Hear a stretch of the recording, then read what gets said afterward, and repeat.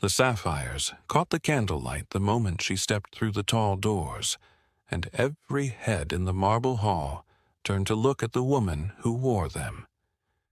She knew the effect. She had rehearsed it before the long mirror in his townhouse, tilting her chin, letting the stones burn blue against her white throat. "Do you know what these are worth?" she had asked him that afternoon, holding the necklace up to the window.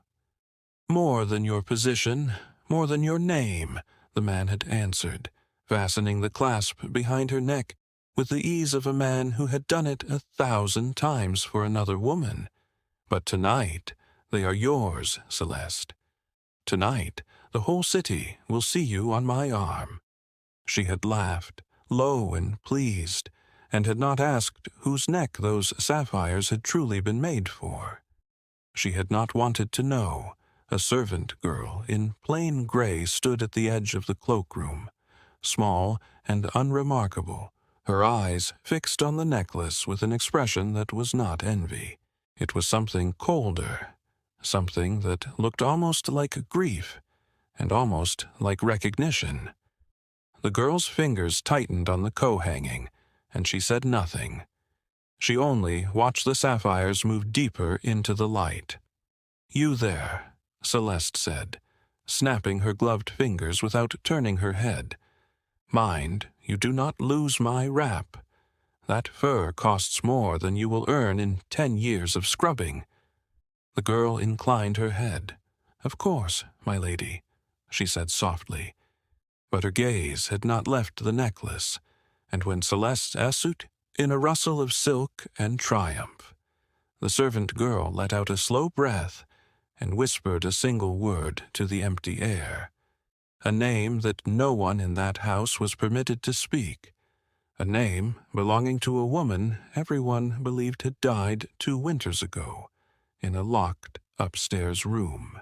If you love stories like these, stories of buried truths and the night they finally rise into the light, take a moment to subscribe and tell me in the comments where in the world you are watching from tonight. Let me know, too, whether you believe the wronged should stay silent or speak. These stories travel farther than any of us imagine, carried from one heart to the next. Now, let us begin. She had come to the great house on a wet gray morning, 3 weeks before the gala, with nothing but a small case and a letter of reference written in a hand she had forged herself. The housekeeper, a stern woman named Mrs. Hale, had looked her up and down in the servants' entrance and sniffed. "You are thin," she said, "and too Kylal for a girl who claims she has scrubbed floors. What is your name?"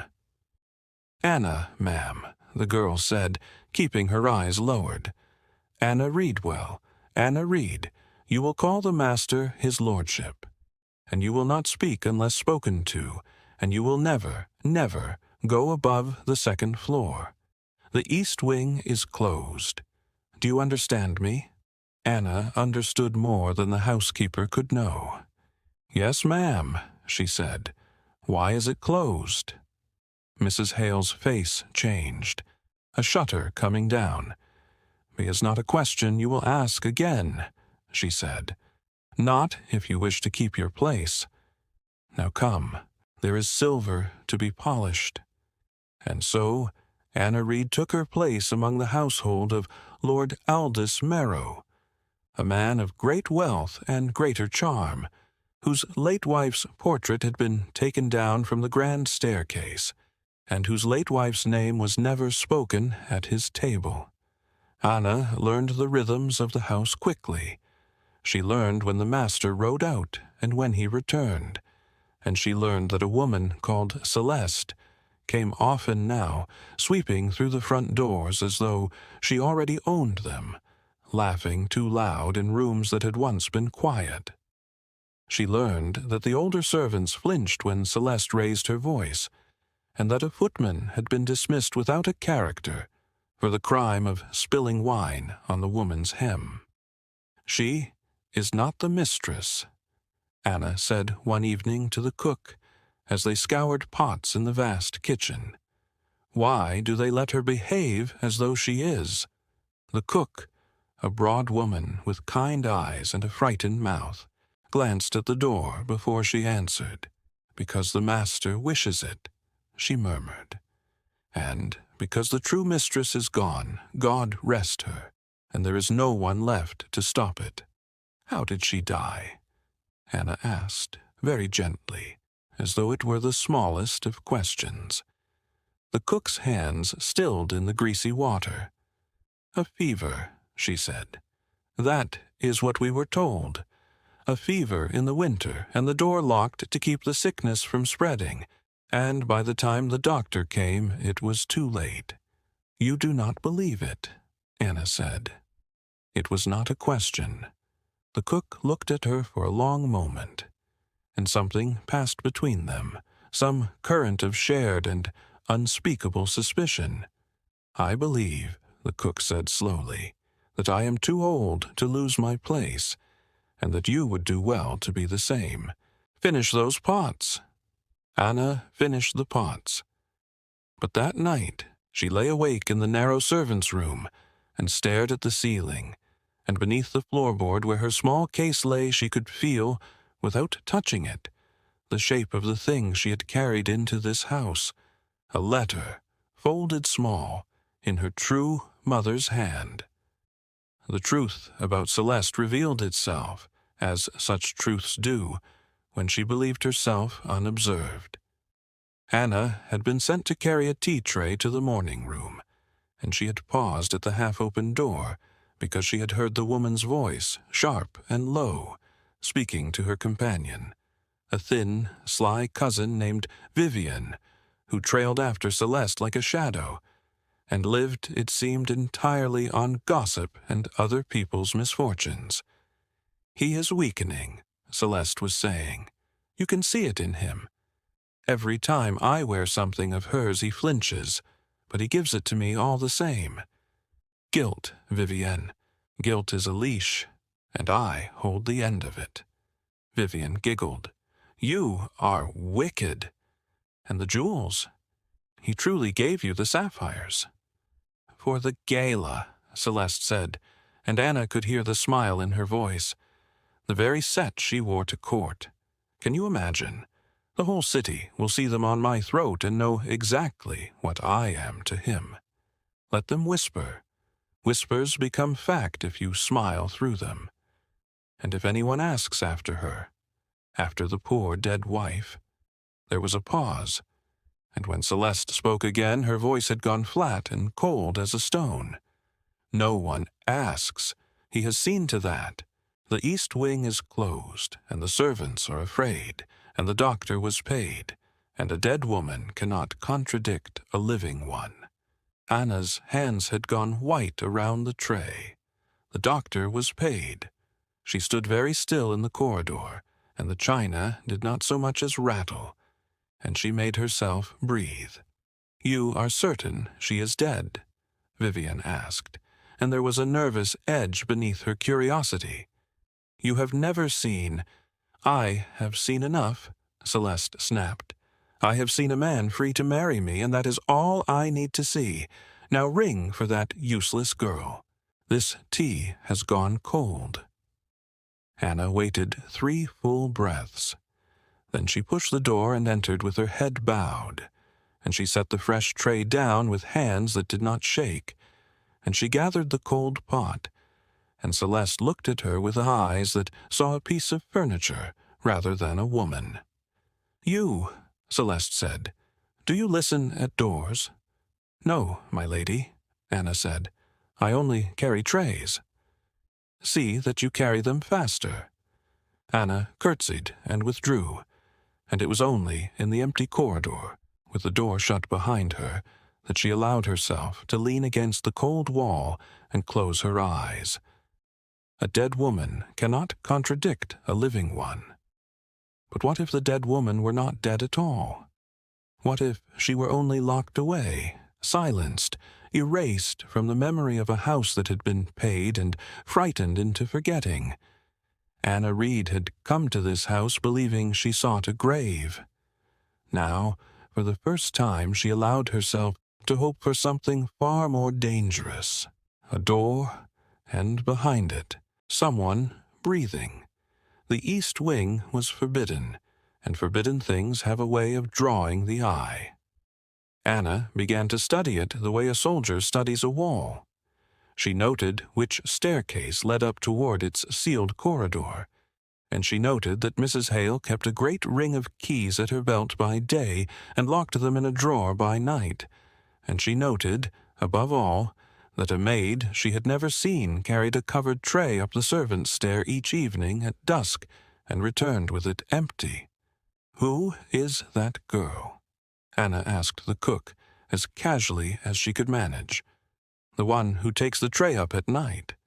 The cook's face closed. "That is nothing to do with you." "But there is no one living above the second floor," Anna pressed. "The east wing is closed. So who eats the food she carries?" "Anna." The cook set down her knife and turned, and her kind eyes were full of fear and warning, both. "I am fond of you. I do not know why, but I am, and so I will tell you this once and never again. There are questions in this house that have cost people their lives.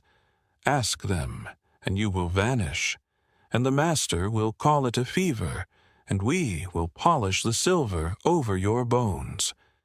Do you hear me? Leave it be." Anna heard her. She did not leave it be. She could not, for beneath the floorboard in her narrow room lay the letter, and the letter had brought her across half the country to this cold and beautiful house. And the letter had been written by a dying servant who had once nursed a child in these very halls, a woman who had been Anna's own foster mother, and who had confessed, at the end of her life, a secret she could no longer carry to the grave. She had written of a great lady married to a charming and cruel lord. She had written of a fortune that would pass to the lady's blood and to no one else, and of how the lord could not touch a penny of it while his wife drew breath, and could not remarry, and could not gild his mistress in sapphires, while the woman who owned them lived. She had written of a locked room, and she had written, in the last shaking lines, a thing that had sent Anna into service under a false name and a forged hand, that the great lady in the locked room had once, long ago and in secret, borne a daughter, given away to keep her safe, raised in poverty far from the house, and that the daughter's name was Anna. She read the letter again that night by the stub of a candle, though she knew every word. She looked at the sloping servant's hand and thought, "My mother is alive above me, 3 floors up, and she does not know I exist, and the woman who wears her jewels wants her dead." The candle guttered. Somewhere above, very faintly, Anna thought she heard a sound, the creak of a floorboard, where no one was permitted to walk. She pressed her palm flat against the ceiling, as though she could reach through the plaster in the dark and touch a hand she had never held. "I am coming," she whispered. "Only wait for me. I am coming." The old man found her 3 days later in the library, dusting shelves no one read, and he found her because he had been watching her, though she had not known it. He was called Corbin, and he had served the house for 40 years, a stooped and silver figure who moved through the rooms like a memory that had forgotten to leave. "You are the one asking questions," he said, and Anna's heart lurched, but his voice was not unkind. "Sit down, girl. My legs are old, and I have carried this too long to say it standing." She sat. He lowered himself into the chair opposite with a groan, and for a while he only looked at her, and something in his rheumy eyes went bright and wet. "You have her mouth," he said at last. "I wondered, when you came, the same way of holding your grief behind your teeth. I served her mother before her. I served her, and I have watched what they did to her, and I have done nothing, because I am a coward and an old man." "What did they do?" Anna asked, very low. "She was never ill," Corbin said. "That is the first thing you must know. The fever was a lie the master built and paid for. When she learned that he loved another, when she learned he had been stealing against her fortune, forging her signature on documents she never saw, she threatened to go to the courts, to ruin him. The law was on her side. The fortune was hers by blood, and he could not touch it while she lived, and could touch all of it the moment she was gone. So he did not kill her. He is too cowardly for that. He did worse. He locked her away," Anna whispered. "He declared her mad, then dead," Corbin said. "He paid the doctor to sign the certificate. He closed the east wing. He tells the world she is buried in the family vault, and there is a stone there with her name, and beneath it there is nothing but earth. And she has lived 2 winters in a single room at the top of this house, fed by a maid sworn to silence, forgotten by everyone but an old fool who brings her books when he dares." Anna's eyes were burning. "Take me to her." "I cannot," Corbin said. "The maid has the only spare key, and she is watched, and the master returns tonight. But listen to me, child, for I know now who you are, and I will not die with this undone." He leaned close. "There is proof. He is not only a jailer, he is a thief, and thieves keep ledgers. In his study, in a locked drawer beneath the false bottom, there is a book in which he has recorded every sum he has stolen from her estate, every forged transfer, every bribe. He keeps it because he is vain, and cannot bear to lose track of his own cleverness. And there is more. There are her letters, the letters she wrote from her prison and gave to the maid to post, that were never posted, that he collected and kept as a man keeps trophies. Get the ledger and the letters, and you will not need to break down a door. You will bring the whole house down on his head." "The Gala," Anna breathed. "In 4 nights, the whole city will be here." Corbin's ancient face split into something fierce and terrible and glad. "Then let the whole city see," he said. The days before the gala tightened around Anna like a fist. Celeste, flushed with her coming triumph, had grown careless and cruel by turns, and twice she caught Anna's eye and held it a beat too long, as though some animal part of her sensed a change in the air. "That girl unsettles me," Anna heard her say to the master one evening through the study door. "The gray one. She looks at me as though she knows something." "She is a servant," Lord Marrow said, in the smooth, indulgent voice he used to soothe her. "She knows how to polish silver, nothing more. You imagine slights, my love. I do not imagine the way she looked at the sapphires." A pause. Then the master's voice, gone cooter and harder. "What is her name?" "Anna Reed." "Reed." Another pause, longer, and Anna, pressed to the wall outside, felt her blood turn to ice. "Have Mrs. Hale bring me her letter of reference in the morning. I like to know who lives beneath my roof." That night, Anna could not sleep. She knew the forged letter would not survive a careful eye. She knew that when the master read it, he would begin to pull the thread, and that the whole false garment of Anna Reed would unravel, and that she would be the second woman in this house to vanish into a fever.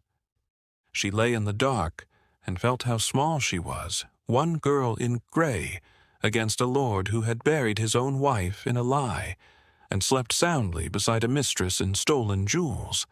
And for the length of 1 long hour she was simply afraid. If this story is reaching you tonight, I hope you will stay a moment and subscribe.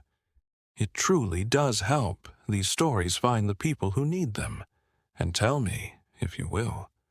Have you ever known a truth that everyone around you was too frightened to speak aloud, and carried the weight of it alone?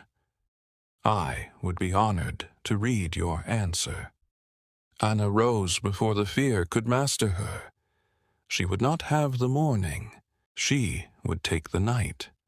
Corbin met her on the servants' stair with a stub of candle, and the ledger already in his shaking hands. He had gone into the study while the master dined, an old man daring one brave thing before the end, and he had found the false bottom, and the book, and the bundle of unposted letters bound in faded ribbon. "Hide them," he whispered, pressing them into her arms. "Hide them where no one thinks to look, and when the great room is full and the Lord is at his proudest, you bring them into the light." She hid them beneath the loose floorboard, beside her mother's letter, and she lay awake all the long night with the whole buried truth of the house within arm's reach beneath the boards.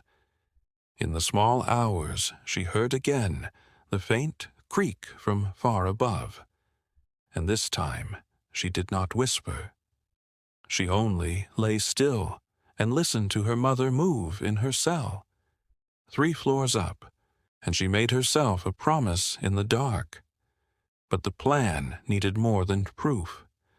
Proof could be dismissed, burned, called forgery by a clever man with the crowd on his side. It needed a living witness, and it needed her mother's own H-face. So the next day Anna sought out the frightened maid who carried the tray, and she found her weeping in a linen closet, and she did not threaten her. She simply told her the truth. "I am her daughter," Anna said, and watched the girl's eyes go wide. "I have proof of everything he has done. When the moment comes, I will need you to do only one thing: unlock her door, and let her walk down her own staircase. Will you carry that instead of a tray?" The maid, whose name was Susan, who had been 15 when they made her the keeper of a living secret, and who had wept every night for 2 years under the weight of it, put her hand to her mouth and nodded and could not speak. Corbin found 2 footmen who had loved the true mistress and hated the false one, and swore them quietly to the cause. The cook, when Anna told her at last, wept into her apron, and then set her jaw and said, "Tell me what you need." The house, which had been a machine of fear, became in its lowest rooms a small conspiracy of the faithful. And above them all, unknowing, Lord Marrow prepared his triumph, and his mistress laid out sapphires on velvet, and the great chandeliers were lowered and cleaned and raised again ablaze, and the invitations went out across the whole gleaming city. The night of the gala, the great house burned with 1,000 candles, and the marble hall filled with the highest names in the land, dukes and their duchesses, the magistrate and his stern wife, a bishop, a general, ladies dripping with diamonds, and gentlemen with orders across their breasts. Lord Marrow moved among them, radiant and gracious, and on his arm Celeste blazed, her throat wrapped in blue fire, and the whispers began exactly as she had planned them, and she smiled through them exactly as she had promised she would. Anna moved through the crowd in servant's grey, invisible, a tray of glasses balanced on her hand, the ledger and the letters bound flat against her body beneath her apron. She had eyes only for the head of the room, where the great table stood empty and waiting, and for the servant's door at the far end, and for the moment. It came when the master called for silence to toast his guests. He raised his glass, and the room hushed, and he began to speak of legacy, and of the great name of his house, and of the honored place his family had held for generations. And it was then, precisely then, that the door at the head of the room opened. Susan stood in it, white-faced and trembling and brave, and behind her moving slowly into the blaze of 1,000 candles, thin and pale, and dressed in a gown 2 winters out of fashion, came a woman the entire city believed was dead. She walked to the head table. She sat down in the mistress's chair, and she looked at her husband with eyes that did not flinch. The glass fell from Lord Marrow's hand and shattered on the marble. Celeste's face, when she turned and saw who was seated at the head table, went the gray of ash, and her hand flew to the sapphires at her throat, as though they had begun to burn her. "It is not possible," she whispered. "You are dead. You are dead." "No," said the woman at the head table, and though her voice was frail, it carried to every corner of that silent room. "I am only unburied." The magistrate rose. "Marrow," he said slowly, "what is the meaning of this?" And Lord Marrow, for the first time in his charmed life, could find nothing to say. Into that silence Anna stepped. She set down her tray. She drew the ledger and the letters from beneath her apron, and she walked the length of the great room in her servant's gray, while the highest people laid the ledger open on the head table before the magistrate. "His own hand," she said clearly. "Every sum he stole from his wife's estate. Every forged transfer. The bribe he paid the doctor to sign a falsificate of death." She set down the ribboned letters. "And these she wrote from the room he locked her in. He kept them. Read them aloud." The magistrate read. He read of a locked door and a living burial, of a woman declared mad for refusing to be robbed.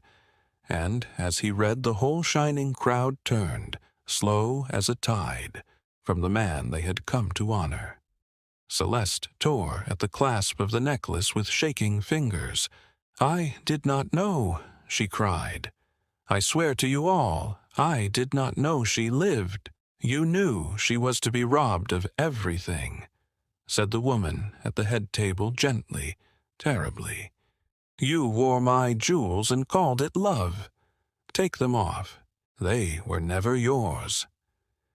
And Celeste, weeping, let the sapphires fall to the marble floor, and no one moved to pick them up. The end came quickly, as such ends do once the first stone is thrown.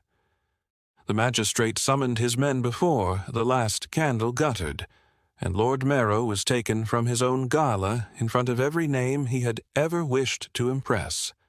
Not dragged, for they let him keep that much, but walking stiff and gray between 2 officers, while the crowd drew back from him, as from something diseased.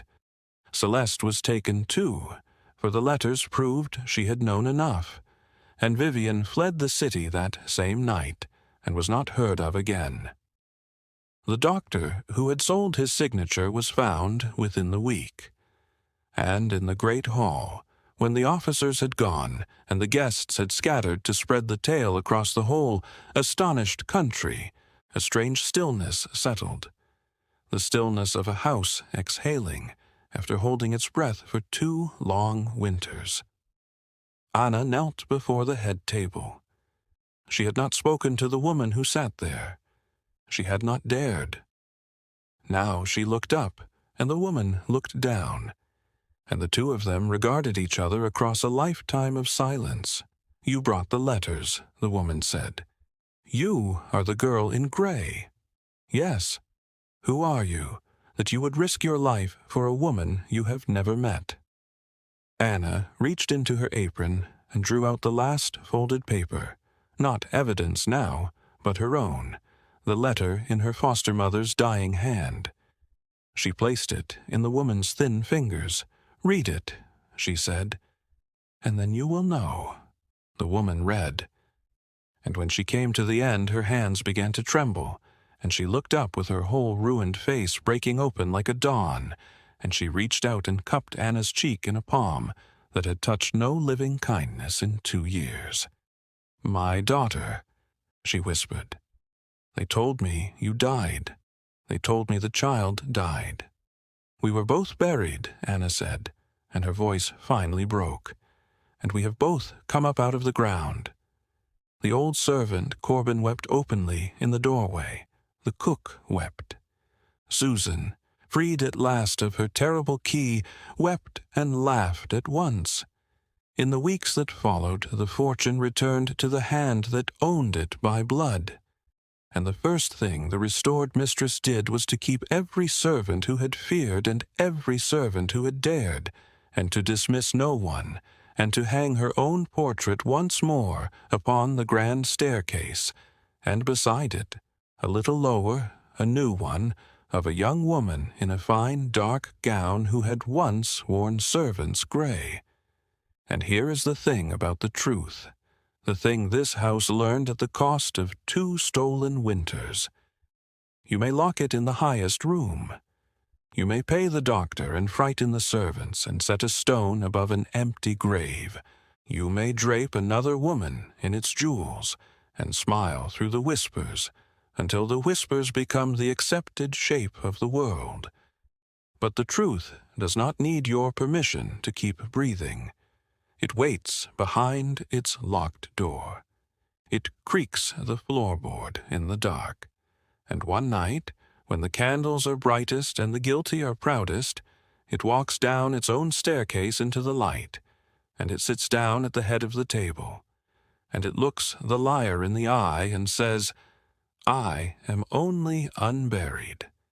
If this story moved you, stay with me, subscribe, and share it with someone who believes, as I do, that no truth stays buried forever. Tell me in the comments, do you believe justice always finds its way home in the end? I will be reading every word, and I will see you in the next story.